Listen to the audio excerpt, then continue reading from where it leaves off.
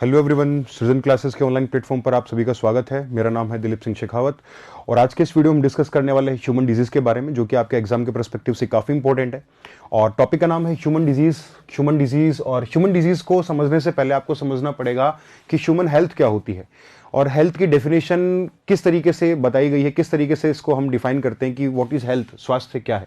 तो बेटा, हेल्थ को डिफाइन करने के लिए हमारे पास एक ऑर्गेनाइजेशन जिसका नाम शायद आप सभी जानते हो, WHO, वर्ल्ड हेल्थ ऑर्गेनाइजेशन, जिसको आप विश्व स्वास्थ्य संगठन के नाम से भी आप जानते हैं। ये जो संगठन है लगभग 1948 में एस्टेब्लिश हुआ था। इसकी जो स्थापना है 1948 के अंदर ये एस्टेब्लिश हुआ था। और इसका जो हेड ऑफिस है बेटा, वो स्विट्जरलैंड के अंदर एक जेनेवा नाम की सिटी है, जेनेवा। ठीक है, स्विट्जरलैंड के जेनेवा में ये क्या हुआ बेटा, इसका जो हेड ऑफिस है वो बनाया गया। क्लियर है। तो WHO ने कहा कि देखो, हम एक डेफिनेशन दे रहे हैं, एक सिनेरियो, एक पैरामीटर डिसाइड कर रहे हैं कि अगर इसको कोई फुलफिल कर रहा है तो वो क्या होगा, हेल्दी होगा। तो इन्होंने सबसे पहले कहा कि यार देखो, कोई आदमी अगर फिजिकली और मेंटली अगर फिट है तो वो हेल्दी है। ठीक है, उसको हम कह सकते हैं कंप्लीट हेल्दी है, ये पूर्ण रूप से स्वस्थ है। क्लियर है। फिर उन्होंने सोचा कि यार ये जो आपकी हेल्थ की डेफिनेशन है कहीं थोड़ी सी इनकम्प्लीट सी, थोड़ी मतलब कमजोर सी लग रही है यार, इसमें कुछ ऐड ऑन करना पड़ेगा। फिर उन्होंने क्या कहा कि देखो, नहीं, हमने ये कहा कि फिजिकली फिट होना चाहिए, मेंटली फिट होना चाहिए, लेकिन इसमें एक हेल्थ और बहुत ज्यादा जरूरी है, जो कि इस टाइम पे आपको मतलब आप सोचेंगे कि ये हेल्थ इतनी ज्यादा इंपॉर्टेंट हो गई है, बाकी फिजिकल और मेंटल हेल्थ से भी ज्यादा इंपॉर्टेंट हो गई है, क्योंकि इसका जो सीधा इन्फ्लुएंस है आपके मेंटल और फिजिकल हेल्थ पे भी आता है। तो वो कौन सी हेल्थ है बेटा? तो आपने क्या कहा कि WHO कहता है कि state of complete physical mental, तो इन्होंने पहले बोल दिया था। तीसरी हेल्थ, सोशल हेल्थ भी बहुत ज्यादा रिक्वायर्ड है। तो इन्होंने कहा कि state of complete physical mental and social wellbeing. ठीक है, कि आप कंप्लीटली फिजिकली फिट होने चाहिए, मेंटली फिट होने चाहिए और सोशली भी फिट होने चाहिए। तो सर, आप शारीरिक रूप से, मानसिक रूप से और सामाजिक रूप से भी आप क्या हो, स्वस्थ हो, तो कंप्लीट आप क्या माने जाएंगे, हेल्दी माना जाएंगे।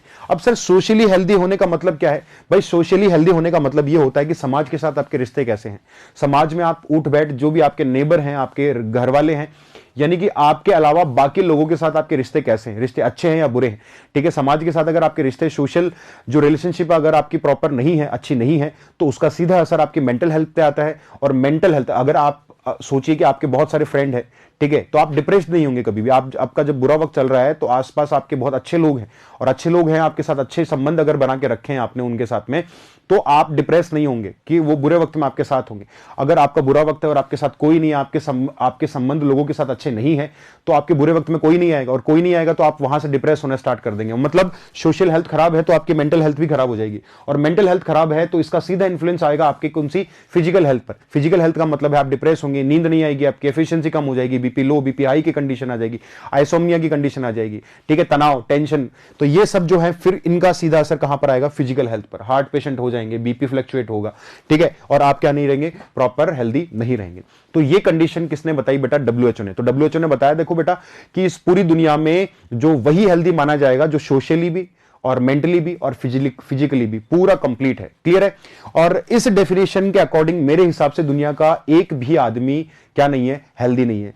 कि किसी ना किसी को देखो कोई ना कोई तनाव की स्थिति होती है, ठीक है, डिप्रेशन हो, आइसोमनिया हो, थोड़ा बहुत, अगर फिजिकली नहीं है तो मेंटली अनफिट होगा, और मेंटली नहीं तो सोशली तो अनफिट होगा ही। तो ऐसा कोई आदर्श व्यक्ति दुनिया में पैदा नहीं हुआ, आइडियल पर्सन दुनिया में पैदा ही नहीं हुआ, जो कि सोशली सबके साथ उसके रिश्ते अच्छे हों। दूसरी बात, मेंटली वो प्रॉपर, उसके दिमाग में कोई टेंशन ही ना हो, और फिजिकली तो आप समझ ही रहे हैं कि वो फिजिकली कंप्लीटली फिट हो। तो पूरी दुनिया में ऐसा कोई आदमी हो सकता है क्या? मेरे हिसाब से सिर्फ कोई नवजात शिशु जो नया पैदा हुआ है अभी कल ही, ठीक है, उस बच्चे से पूरी दुनिया में अच्छे रिश्ते सबके साथ में होंगे। क्लियर है, सब उससे प्यार कर रहे होंगे, सारा सब कुछ फिजिकली भी अच्छा होगा, और दिमाग में उसको कोई टेंशन है नहीं, बस दूध पीना और कुछ नहीं। तो सिर्फ इस डेफिनेशन के हिसाब से, इस WHO की डेफिनेशन के हिसाब से हमारा सिर्फ एक जो दूध पीता हुआ बच्चा है ना, वही हेल्दी माना जा सकता है, उसी को हेल्दी माना जा सकता है। बाकी हम मान ही नहीं सकते यार, हेल्थ की ऐसी डेफिनेशन इन्होंने दी है। क्लियर है। तो चलो आगे हम बढ़ते हैं हेल्थ की डेफिनेशन के बाद में। अब हम बात करते हैं ह्यूमन डिजीज, सॉरी, अब हेल्थ की एक मैं ट्राइंगल आपको बना के बता देता हूं इसका हेल्थ का। जैसे मान लो कि मैंने कहा कि ये फिजिकल हेल्थ है, फिजिकल हेल्थ, मेंटल हेल्थ और सोशल हेल्थ, ये आपस में एक दूसरे से क्या होती है बेटा, इंटरलिंक्ड होती है। और अगर ये तीनों कंप्लीट हैं, ये तीनों कंप्लीट हैं, तभी हम क्या मानेंगे, इसको हेल्दी मानते हैं। क्या मानते हैं? हेल्दी मानते हैं। तो हमने नहीं, WHO ने एक ट्रायंगल दिया था, ये मैंने नहीं दिया, ये ट्रायंगल किसने दिया है? WHO ने। तो WHO ये ट्रायंगल देता है कि फिजिकली फिट, मेंटली फिट और सोशली फिट होगा, तभी आप इसको क्या मानेंगे, हेल्दी मानेंगे। अब हम बात कर लेते हैं ह्यूमन डिजीज के बारे में। तो डिजीज, जब आप मेंटली, सोशली या फिजिकली प्रॉपर आप नहीं हो पा रहे हो, आपकी वेलबींग कंप्लीट नहीं है, तो आप क्या कहेंगे कि अब आप बीमार हैं। अब क्या है, आप बीमार हैं, आप मेंटली बीमार हैं, फिजिकली हैं या सोशली हैं, किस तरीके से हैं, क्लियर है, वो डिपेंड करता है। तो दुनिया में कितने टाइप की बीमारी आपने आज तक देखी है, सुनी है और आप पीड़ित हुए हैं? तो देखो बेटा, दुनिया में दो टाइप की बीमारियां होती हैं। एक बीमारी वो जब आप पैदा हुए हो, तो बाय बर्थ आप आपकी मम्मी के पेट से लेकर निकले हो, मम्मी पापा ने गिफ्ट आपको दे दिया कि ले बेटा कोई बात नहीं, हमारे खुद के कर्म कांड है लेकिन गिफ्ट तू लेगा, क्लियर है। तो मम्मी ने मान लो कि आयोडीन नहीं खाया, मम्मी ने आयोडीन नहीं खाया और मम्मी के पेट में है हम, और आयोडीन नहीं खाने के कारण बच्चे के अंदर या हमारे अंदर एक बीमारी पैदा हो सकती है जिसे हम कहते हैं क्रेटिनिज्म। क्या कह सकते हैं, क्रेटिनिज्म। तो ऐसी बीमारी जो मां के हेल्थ के कारण हमारी बॉडी के ऊपर इंफ्लुएंस आया हो, या कोई मम्मी का इन्फेक्शन हमें डायरेक्ट मिल गया हो गर्भाशय में, क्लियर है, तो यूट्रस के थ्रू कोई या फिर हम कहें वुंब के अंदर ही हमें कोई बीमारी मिल गई है, उस और बीमारी के साथ ही हम पैदा होते हैं, वो बीमारी कहलाती है जन्मजात बीमारी, या अंग्रेजी में उसे कह देते हैं कंजेनिटल डिजीज। तो कंजेनिटल डिजीज क्या होती है बेटा, प्रेजेंट फ्रॉम बर्थ, ये जन्म के समय से ही प्रेजेंट होती है। कुछ बच्चों को कंफ्यूजन होता है यहां पर कि सर जन्मजात रोग और अनुवांशिक रोग एक ही है क्या?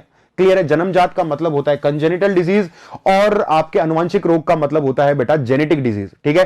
तो जेनेटिक डिजीज और कंजेनिटल डिजीज टोटली डिफरेंट होती हैं, दोनों अलग होती हैं। जन्मजात रोग में मैं आपको बता देता हूं, जन्मजात रोग का मतलब होता है जो बाय बर्थ आपको मिला है, कोई बात नहीं, मम्मी पापा से कोई इंफेक्शन मिल सकता है, मम्मी पापा की कोई डाइट में कमी के कारण ऐसा हो सकता है, पापा नहीं मां, ठीक है, मां के कारण डाइट अगर प्रॉपर नहीं ली है, प्रेगनेंसी पीरियड के अंदर उन्होंने कोई डाइट अगर प्रॉपर नहीं ली है, उस दौरान बच्चे को कोई प्रॉब्लम हो सकती है, जैसे मैंने कहा अभी आयोडीन की प्रॉब्लम, ठीक है, या फिर मम्मी ने कोई ऐसा इंटॉक्सिकेंट खा लिया है जिसकी वजह से बच्चे के ऊपर कोई प्रभाव आ गया है, क्लियर है। ऐसी कंडीशंस क्या कहलाती है, कंजेनिटल डिजीज कहलाती है। इसके बारे में भी हम आगे अध्ययन करेंगे।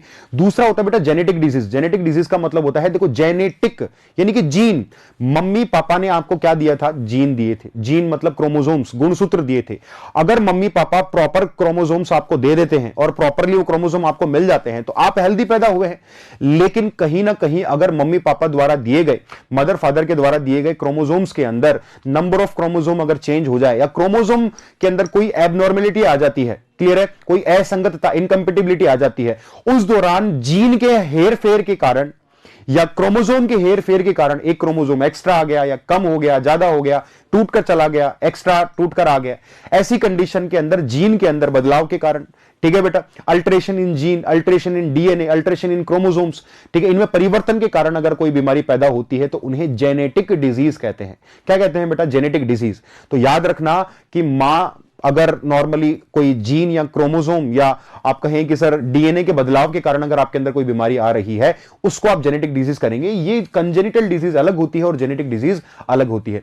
तो हमने कहा कि बाय बर्थ अगर कोई बच्चा अगर आपकी बीमारी लेकर ही पैदा हो रहा है, उस बीमारी को आप कहते हैं congenital disease present from birth, ठीक है, सिंस बर्थ। तो जन्म के समय से ही ये बच्चे को गिफ्ट में मिली है, मान लीजिए।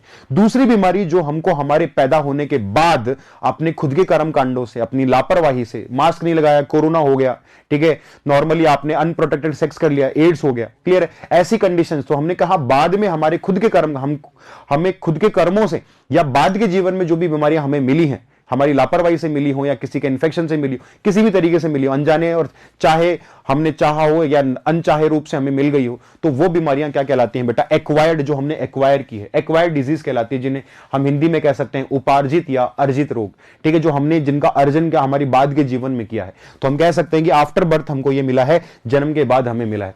तो हमारे पास क्लासिफिकेशन में दो टाइप की बीमारियां हो गई बेटा। पहली हो गई हमारी disease congenital disease and the second one is acquired disease, ठीक है। एक्वायर्ड डिजीज आफ्टर बर्थ मिलती है और कंजेनिटल डिजीज जो है वो सिंस बर्थ या जो है हमारे जन्म के समय से ही हमारे साथ में आती है। क्लियर है बेटा। अब जो कंजेनिटल डिजीज की बात हम बाद में करेंगे, ठीक है। हम बात कर लेते हैं सबसे पहले एक्वायर्ड डिजीज के बारे में। एक्वायर्ड डिजीज जो हमको हमारे बाद के जीवन में पैदा होने के बाद मिला है, आफ्टर बर्थ हमें मिला है, उसके बारे में थोड़ी सी चीजें हम डिस्कस कर लेते हैं। तो हमने कहा बेटा एक्वायर्ड डिजीज का मतलब अर्जित, जो हमने अर्जित किया है। ये दो टाइप की हो सकती है, एक वो जो मुझे हो गई है किसी भी वजह से और मेरे अंदर से किसी और के अंदर क्या हो सकती है, ट्रांसफर हो सकती है। ऐसी बीमारी जो पर्सन टू पर्सन स्प्रेड हो सकती है, जिसे आप क्या कह देते हैं बेटा, कम्युनिकेबल डिजीज कह देते हैं, और हिंदी में इसे कह सकते हैं संचारी रोग। क्या नाम दे देते हैं बेटा इन्हें, संचारी रोग नाम दे देते हैं। ये क्या करती है बेटा, पर्सन टू पर्सन स्प्रेड होती है। P2P का मतलब है पर्सन टू पर्सन स्प्रेड होता है, एक व्यक्ति से दूसरे व्यक्ति में संचरित हो सकती है। समझ में आया? इसे कम्युनिकेबल डिजीज कहते हैं। बोलो समझ में आ गया? Communicable disease. दूसरी जो है बेटा बीमारी है वो नॉन कम्युनिकेबल डिजीज, जो पर्सन टू पर्सन या एक व्यक्ति से दूसरे व्यक्ति में संचरित नहीं होती, इसे आप नॉन कम्युनिकेबल डिजीज कह देते हैं। गैर संचारी रोग भी कह देते हैं। क्या कह देते हैं बेटा? गैर संचारी, जो जिनका संचरण जो है एक व्यक्ति से दूसरे व्यक्ति में पर्सन टू पर्सन ये स्प्रेड नहीं होती। ठीक है, अब जो नॉन कम्युनिकेबल डिजीज है ना बेटा, अब ये कम्युनिकेबल डिजीज के बारे में हम आगे बात करेंगे, नॉन कम्युनिकेबल डिजीज के बारे में हम बात कर लेते हैं। नॉन कम्युनिकेबल डिजीज कितने टाइप की हो सकती है? तो नॉन कम्युनिकेबल डिजीज हो सकती है sir degenerative disease. Degenerative disease का मतलब होता है अपघटनी, जैसे अपघटन, आपकी बॉडी में डीजनरेशन हो रहा है किसी भी चीज का। यार डीजनरेशन का मतलब है कि जैसे आप बूढ़े हो रहे हो आप, ठीक है, धीमे धीमे आपकी बॉडी डीजनरेट हो रही है, उम्र के साथ में डीजनरेशन हो रहा है बेटा, और डीजनरेशन हो रहा है, एजिंग एक तरीके से कह सकते हो आप। तो बुढ़ापे के हिसाब से जैसे गाउट हो गया, गठिया हो गया, यार ऐसा तो नहीं है कि गाउट जो है नॉर्मली एक बच्चे के अंदर भी हो जाएगा, ऐसा तो बहुत सारे टाइप के गाउट होते हैं, लेकिन एक उम्र संबंधी भी होता है, एज रिलेटेड भी होता है। तो ये बीमारियां एज रिलेटेड है। जैसे मैं कहूं कि कोई 2 साल के बच्चे में कभी कैटरेक्ट या मोतियाबिंद का नाम सुना है आपने? आप कहोगे नहीं सर, मोतियाबिंद जो होता है वो एक एज रिलेटेड डिजीज है, वो लगभग 50-55 की उम्र के बाद में होना एक लाजमी है, नॉर्मल सी बात है। क्लियर है? तो हमने क्या कहा, डीजनरेटिव डिजीज वो डिजीज है, एक तरीके से एज रिलेटेड भी कह सकते हैं आप इनको। समझ में आया? जैसे एल्जाइमर आपको 5 साल के बच्चे में तो देखने को नहीं मिलेगा। एल्जाइमर अपने आप में कैसा है, भूलने की बीमारी है जो बुढ़ापे के अंदर होती है। क्लियर है? तो ये अपने आप में एक डीजनरेटिव डिजीज है। दूसरी होगी बेटा डेफिशिएंसी डिजीज। डेफिशिएंसी डिजीज का मतलब होता है बेटा कमी से होने वाले रोग, कमी से होने वाले रोग। अगर मैं आपसे कहूं कि जैसे माल न्यूट्रिशन कह दूं कि पोषण की कमी, कुपोषण के कारण, जैसे आपने PEM, ठीक है, तो आपने नाम सुना होगा, ठीक है, प्रोटीन एनर्जी माल न्यूट्रिशन का नाम सुना होगा। जैसे बच्चों के अंदर अगर प्रोटीन की कमी से क्वारशियोर और मेरस्मस हो जाता है। अगर मैंने नॉर्मली आयोडीन नहीं खाया तो गलगंड बीमारी हो जाएगी, आपने गोइटर नाम सुना होगा बेटा। क्लियर है? तो ऐसी कुछ बीमारी, जैसे मैंने विटामिन ए नहीं खाया तो मुझे रतौंधी में रात का अंधापन हो जाएगा, नाइट ब्लाइंडनेस हो जाएगी। विटामिन सी नहीं खाया तो मुंह में छाले हो जाएंगे, स्कर्वी हो जाएगा। समझ में आया? तो ये सारी की सारी जो बीमारियां हैं, ये सारी की सारी जो डिजीज है वो कौन सी है बेटा? डेफिशिएंसी डिजीज है। कौन सी डिजीज है बेटा? डेफिशिएंसी डिजीज, जो किसी की कमी के कारण हो सकता है। क्लियर है बेटा? नेक्स्ट बीमारी आती है बेटा एलर्जीज। एलर्जी का मतलब है प्रत्युजा। ठीक है, एलर्जीज आप सभी समझते हैं कि एलर्जी की जो बीमारी है वो नॉर्मली, अगर जैसे मुझे एलर्जी है तो ऐसा नहीं कि आपको एलर्जी हो जाएगी। नॉर्मल मुझे डस्ट से एलर्जी हो गई, मुझे एस्थमेटिक एलर्जी हो गई है, या फिर किसी और जो है एस्परजिलस से मुझे एलर्जी हो गई, तो ये कंडीशन जो है वो अपने आप में एलर्जीज के अंदर आता है। तो एक टाइप की बीमारी ये हो गई है। क्लियर है? नेक्स्ट आता है बेटा कैंसर। तो कैंसर भी अपने आप में नॉन कम्युनिकेबल, ऐसा नहीं कि मुझे कैंसर है तो मुझे मेरे से अगर कांटेक्ट में कोई नॉर्मल पर्सन आ गया तो उससे भी क्या हो जाएगा? कैंसर हो जाएगा। नहीं, कैंसर के बहुत सारे रीजन हो सकते हैं, बहुत सारी कार्सिनोजेनिक फैक्टर्स होते हैं। कैंसर उत्पन्न करने वाले कारक निकोटीन हो सकता है, मस्टर्ड गैस हो सकती है, ठीक है, और भी बहुत सारी चीजें हो सकती हैं। तो उसका रीजन चाहे जो भी हो, लेकिन वो अपने आप में एक नॉन कम्युनिकेबल डिजीज के बारे में, नॉन कम्युनिकेबल डिजीज की तरह कार्य करता है। क्लियर है? तो कैंसर के बारे में भी हम इस चैप्टर के अंदर डिटेल स्टडी करेंगे कि कैंसर का उपचार, कैंसर क्यों होता है, कार्सिनोजेनिक फैक्टर्स क्या होते हैं, ये सारी चीज, कार्सिनोजेनिक जीन्स क्या होते हैं। क्लियर है? जो कैंसर उत्पन्न करने वाले जीन क्या होते हैं, इन सब चीजों के बारे में कैंसर में डिस्कस करेंगे। बाद में आता है बेटा इंटॉक्सिकेंट्स। इंटॉक्सिकेंट्स का मतलब होता है कुछ ऐसे जहरीले पदार्थ होते हैं जो नॉर्मल जहरीले नहीं होते हैं, लेकिन उनकी एक लिमिट के ऊपर अगर आप उनको ले लोगे तो वो जहरीले हो जाते हैं। जैसे नॉर्मल है यार, आयरन है, आयरन एक लिमिट तक आप लेते हो तो ठीक है, लेकिन उसके बाद में एक इंटॉक्सिकेंट की तरह काम कर लेते। ठीक है, जैसे मैं कहूं कि पानी के अंदर फ्लोराइड होता है, एक नॉर्मल रेंज फ्लोराइड की, ठीक है, लेकिन अगर फ्लोराइड की अगर ज्यादा मात्रा अगर आपके पानी के अंदर हो जाती है तो नॉर्मली आपने देखा होगा कि पानी के अंदर बोलते हैं ना कि फ्लोराइड ज्यादा है यार, आरओ यूज करो, है ना। तो बेटा फ्लोराइड अगर ज्यादा है तो आपके दांतों में क्या हो सकता है? फ्लोरोसिस हो सकता है, जिससे आपके दांतों की जो इनेमल है वो डैमेज हो जाती है। इनेमल डैमेज हो जाने के कारण आपके दांत कैसे नजर आते हैं? पीले नजर आते हैं। तो दांतों का अपघटन या विघटन, डीजनरेट होने लगते हैं आपके दांत। क्लियर है बेटा? तो ऐसे जैसे लेड अगर ज्यादा खा लूं, सीसा अगर पानी के साथ ज्यादा जाता है तो हाशिमाटो डिजीज हो जाता है बेटा। क्लियर है? ऐसी कंडीशन होती है। ठीक है, तो आपके जो ब्रेन है, ब्रेन के अंदर पैरालिसिस हो सकता है, ब्रेन जो है वो डैमेज हो जाता है, नर्व सेल्स डैमेज हो जाती है। जो नाइट्रेट्स NO3- जो है, अगर वो बहुत ज्यादा बॉडी में चला जाए तो ब्लू बेबी सिंड्रोम हो जाता है। ऐसी कंडीशंस आपको देखने को मिलती है, इनको कहते हैं इंटॉक्सिकेंट्स। तो कुछ पदार्थ जो है वो अगर बहुत ज्यादा हमारी बॉडी में चले गए हैं तो उसके कारण हमारी बॉडी में कुछ क्या हो सकते हैं सर? बीमारियां हो सकती हैं। तो इन बीमारियों के बारे में भी हम बात करेंगे।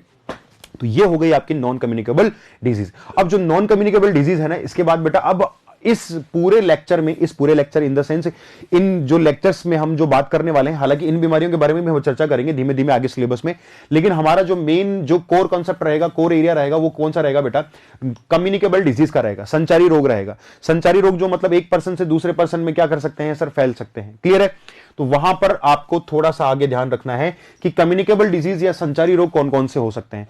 अब सर रोगों का संचरण जो है वो बहुत तरीकों से हो सकता है, ठीक है। अब कोई भी गैर संचारी रोग तो वो हम डिस्कस कर चुके हैं, जो संचारी रोग है, कम्युनिकेबल डिजीज है। अब कम्युनिकेबल डिजीज जो है वो कैसे हो सकती है आपको? तो मैंने कहा कि सर वो एक वायरल इंफेक्शन हो सकता है। क्लियर है सर? वो अपने आप में एक बैक्टीरियल इंफेक्शन हो सकता है, वो सर एक फंगल इंफेक्शन हो सकता है, या सर वो एक हेलमिंथीज इंफेक्शन हो सकता है, या वो प्रोटोजोवल इंफेक्शन हो सकता है। वो सर वायरस जनित रोग इसमें पढ़ेंगे, जो वायरस से कैसे किस तरीके से फैलते हैं, वायरस से टोटल जितनी बीमारियां होंगी वो हम यहां पर डिस्कस करेंगे। दूसरा, बैक्टीरिया से होने वाली सारी बीमारियां, प्लेग से लेकर टीबी तक सारी बीमारियां हम यहां पर डिस्कस करेंगे। डिप्थीरिया है, प्लेग है, ठीक है, काली मौत जिसको आप कह देते हो। फंगल डिजीज बेटा, फंगल डिजीज का मतलब यहां पर किससे है? जो भी कवक जनित रोग, आप अपने दोस्त को प्यार से बोलते हैं ना फफूंद, बेटा वही फफूंद है, ठीक है, वही फफूंद जिसको आप हिंदी में क्या कह देते हैं बेटा? कवक कह देते हैं। तो ये कवक अपने आप में बहुत सारे रोग उत्पन्न करती हैं। बहुत सारी कवक अच्छी भी होती हैं, बहुत सारी जो फंजाई हैं वो अच्छी भी होती हैं। लाइक मशरूम, आपने नाम सुना होगा, पिज्जा टॉपिंग के अंदर आपने मशरूम खाया होगा, टॉड स्टूल देखा होगा आपने, यीस्ट आपने देखा होगा। ये अच्छी कवक है, अच्छी फंजाई है, गुड फंजाई है, जो हमारे काम आते हैं डेली लाइफ में। लेकिन कुछ ऐसी फंजाई भी होती हैं जो कैसी होती है? पैथोजेनिक होती है। पैथोजेनिक का मतलब होता है वो जो रोग उत्पन्न करती हैं। क्लियर है बेटा? उनसे होने वाले रोग, जैसे दाद खुजली हो गया है, डॉग सीच कुत्ते की खाज हो गई है, क्लियर है बेटा, बाल्डनेस हो गया है, अस्थमा हो गया है, ऐसी बहुत सारी बीमारियां हम यहां पर पढ़ने वाले हैं। क्लियर है? नेक्स्ट आता है बेटा आपका हेलमिंथीज। हेलमिंथीज को कहा जाता है बेटा कृमि। कृमि का मतलब होता है कीड़े, कीड़ों से होने वाली बीमारी। जैसे आपने नाम सुना होगा ना बचपन में, कि बचपन में पेट के अंदर कीड़े पड़ गए हैं, बेटा वो कीड़े क्या होते थे? वो हेलमिंथीज होते थे। तो इनके बारे में भी हम इन डिजीज के बारे में भी हम चर्चा करेंगे। तो हेलमिंथीज या कृमि जनित रोग भी हम यहां पर पढ़ने वाले हैं। और लास्ट में होता है बेटा प्रोटोजोवल डिजीज, प्रोटोजोआ जनित रोग। तो प्रोटोजोआ से जो बीमारियां होती हैं, जैसे मैं कहूं कि मलेरिया, मलेरिया अपने आप में कौन सा रोग है बेटा? प्रोटोजोवल डिजीज होता है, प्लाज्मोडियम की वजह से होता है। क्लियर है बेटा? तो ये सारी की सारी बीमारियां हम यहां पर इस पूरे चैप्टर में हम डिस्कस करने वाले हैं। इसके आगे अब थोड़ा सा मतलब मैं बेसिक आपको यहां पर बताने वाला हूं। ये नाम जब मैं इस चैप्टर के अंदर लूंगा तो आपको पता होना चाहिए इस नाम का आखिर मतलब क्या होता है। क्लियर है? सबसे पहले हम बात करने वाले हैं बेटा पैथोजन की। जब भी मैं आपको ऐसा बोलूंगी पैथोजन, तो पैथोजन का मतलब क्या होता है? वैसे आप सभी को इन सब चीजों के बारे में पता होगा, लेकिन मेरी ड्यूटी बनती है कि मैं आपको पहले बेसिक्स कराऊं, एंड देन हर चीज का बेसिक्स कराते हुए मैं आगे बढ़ूंगा। क्लियर है बेटा? जीरो लेवल से बिल्कुल एडवांस लेवल तक आपको साइंस पढ़ाई जाएगी, और गारंटी के साथ मैक्सिमम, देखो 100% की गारंटी तो कोई भी नहीं लेता है, लेकिन 90% की गारंटी यहां पर लेते हैं कि आपका जो भी एग्जाम होगा ना यार, उस एग्जाम के अंदर अगर आपने प्रॉपर ये जो शेड्यूल मैं बता रहा हूं ये फॉलो आप करेंगे आप, तो प्रॉपर जो भी मैटर है यहां दिया जा रहा है इसका रिवीजन करो, एंड देन जो भी क्वेश्चन प्रैक्टिस की जा रही है, जो भी आपको रिसोर्सेज बताए जा रहे हैं वो आप कंप्लीट फॉलो अप करो। मैक्सिमम जो नंबर है वो आपको मिल जाएंगे साइंस के अंदर, ठीक है। तो मैंने क्या कहा? पैथोजन, रोग कारक। पैथोजन का मतलब होता है सर यहां पर रोग उत्पन्न करने वाला कारक, डिजीज कॉजिंग एजेंट। तो जिसके कारण आपके अंदर रोग उत्पन्न होता है, उसे जिसके कारण डिजीज होती है आपके अंदर, जैसे मैं कहूं कि यार कोरोना वायरस, तो ये जो वायरस जिसके कारण मेरे अंदर कोरोना हो रहा है, कोविड-19 हो रहा है, उसको आप क्या कहते हैं बेटा? पैथोजन कहते हैं, ठीक है, समझ में आ गया। पैथोजन के बाद बहुत इंपॉर्टेंट एक दूसरा जिसको आप कहते हैं वेक्टर, वेक्टर या वाहक। वाहक को समझाने का एक सीधा सा तरीका मैं आपको बता देता हूं। ये कोई भी पैथोजन है, ये कोई भी पैथोजन है जो बीमारी उत्पन्न करेगा, जो आपको बीमार करेगा। क्लियर है? डिजीज कॉजिंग एजेंट है, और ये एजेंट अपनी गाड़ी के ऊपर बैठेगा और बैठकर जाएगा। समझ पा रहे हो मेरी बात? मैंने क्या कहा? एक ऐसी गाड़ी है जिसके अंदर आपका जो पैथोजन है वो बैठकर कहां पहुंच रहा है? किसी पर्सन तक या किसी एनिमल तक पहुंच रहा है। क्लियर है? ये जो गाड़ी है ना जो इसको लेके जाने का काम कर रही है, वो गाड़ी अपने आप में क्या कहलाती है? वेक्टर या वाहक कहलाती है। जैसे एग्जांपल के तौर पर आपने मादा एनाफिलीज या फीमेल एनाफिलीज का नाम सुना होगा। मच्छर जो है एक गाड़ी है जिसके अंदर एक प्लाज्मोडियम नाम का क्या होता है? पैथोजन होता है, वो उसके अंदर बैठ जाता है और वो मच्छर किसी पर्सन को काटेगा, और काटने के बाद वो प्लाज्मोडियम आपकी बॉडी के अंदर एंटर हो जाएगा। तो प्लाज्मोडियम तो है पैथोजन और मच्छर है वेक्टर, वाहक। हिंदी में आया समझ में आपको? क्लियर है? तो वेक्टर के लिए मैंने क्या लिखा है? A living organism that transmit an infectious agent from an infected animal to other. Clear है बेटा?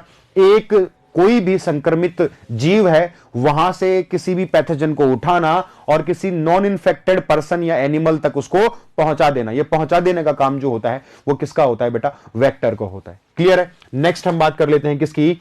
इंक्यूबेशन पीरियड, जिसको हम कह देते हैं बेटा आवर्ती काल। क्या कह देते हैं बेटा? आवर्ती काल। इंक्यूबेशन पीरियड का मतलब क्या होता है बेटा? जैसे मान लीजिए कि मेरे अंदर आज, मैं जैसे एक स्लाइड ले लेता हूं, आपको समझा देता हूं। मेरे अंदर आज 3 बजे 3 PM पर मैं किसी एक ऐसे इन्फेक्टेड पर्सन से मिला जिसको कोरोना था। ठीक है बेटा? अभी कितना हो रहा है? 3 बजे का टाइम हो रहा है और ये कोई पर्सन है और इस बंदे ने क्या नहीं लगा रखा? मास्क नहीं लगा रखा, और मैं ये हूं। ठीक है बेटा? मैं ये हूं और ये बंदा यहां पर अभी छींक देता है। जैसे छींकेगा तो यहां पर एनवायरमेंट में क्या आ जाएगा बेटा? कोरोना वायरस आ जाएगा। और कोरोना वायरस क्या आ गया? मेरे नाकों से मेरी बॉडी के अंदर चला गया। ये वायरस मेरी बॉडी में कितनी बजे गया? 3 बजे गया। और 3 बजे गया, अब मैं जैसे घर जाऊंगा 4 बज गए, 5 बज गए, ऐसा तो नहीं वायरस जाती मैं बीमार बस पड़ जाऊंगा, अभी यहीं बेहोश हो जाऊंगा, ऐसा नहीं होगा। ये 3 से 4 बजेंगे, फिर 5 बजेंगे, फिर 6 बजेंगे, फिर अगले दिन नेक्स्ट डे, मान लो कि नेक्स्ट डे जो है 3 PM पर मेरे अंदर सबसे पहले क्या स्टार्ट हुआ? फीवर स्टार्ट हुआ। तो सर आज के 3 बजे से कल के 3 बजे, मतलब मेरी बॉडी के अंदर वायरस एंटर करने से लेकर और उस बॉडी में इन्फेक्शन दिखने तक, दिखना मतलब मेरे अंदर कोई ना कोई सिम्टम्स तो दिखेगा भाई, वायरस आएगा तो। पर्टिकुलर पहली बार जब मुझे बुखार होगी तो पहला सिम्टम्स दिखने तक का जो टाइम होता है, दैट इज इंक्यूबेशन पीरियड। वो अपने आप में क्या कहलाता है बेटा? आवर्ती काल। कि वो कितनी, कौन से समय में, कितने टाइम में वो जो बीमारी है वो प्रदर्शित हुई है, दिख रही है, अपने आप को रिप्रेजेंट कर रही है कि देखो हाँ फीवर हो गया। समझ में आया? तो वायरस के एंटर होने से लेकर आपके बीमार पड़ने तक का जो समय होता है वो समय इंक्यूबेशन पीरियड कहलाता है। आई थिंक अब आपको समझ में आ गया होगा कि व्हाट इज इंक्यूबेशन पीरियड, आवर्ती काल क्या होता है। ठीक है बेटा? दूसरा एक पॉइंट होता है बेटा अफेक्टेड ऑर्गन।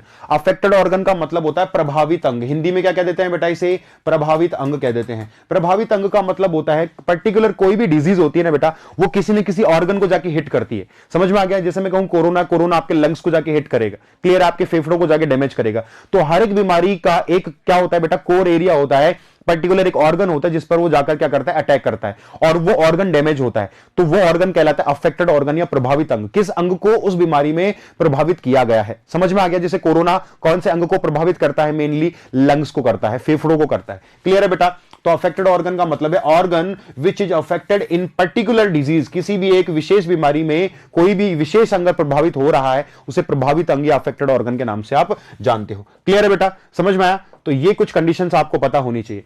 नेक्स्ट बात आती है बेटा डायग्नोसिस। डायग्नोसिस का मतलब होता है निदान। जैसे हम बोलते हैं डायग्नोस्टिक सेंटर। क्यों जाते हो बेटा डायग्नोस्टिक सेंटर? तो डायग्नोस्टिक सेंटर सर हम रिपोर्ट करवाने के लिए जाते हैं। जैसे अभी PCR करवानी है तो मुझे डायग्नोस्टिक सेंटर जाना पड़ेगा, बिलाल में गया हूं या कहीं भी गया हूं। क्लियर है बेटा?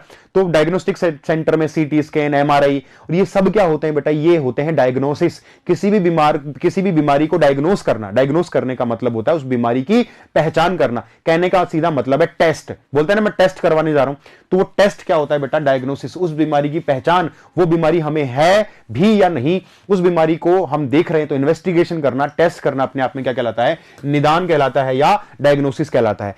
नेक्स्ट पॉइंट आता है बेटा ट्रांसमिशन। ट्रांसमिशन का मतलब होता है संचरण। संचरण का मतलब है कि कोई भी बीमारी किस तरीके से पर्सन टू पर्सन स्प्रेड हो रही है, उसके फैलने का जो तरीका है कि मेरे अंदर अगर कोरोना है तो कोरोना किस किस तरीके से किसी दूसरे पर्सन में फैल सकता है, that is method of transmission. वो संचरण की विधि कहलाती है। क्या कहलाती है बेटा? संचरण की विधि कहलाती है ट्रांसमिशन। ये बहुत हो सकता है, खांसने से, छींकने से, टच करने से, by direct contact, sexual contact, किसी भी तरीके से फैल सकती है। तो जब मैं ट्रांसमिशन का नाम लूंगा तो आपको पता होना चाहिए कि ये मास्टर बता रहा है कि भैया कोई भी बीमारी कैसे फैलेगी, बस।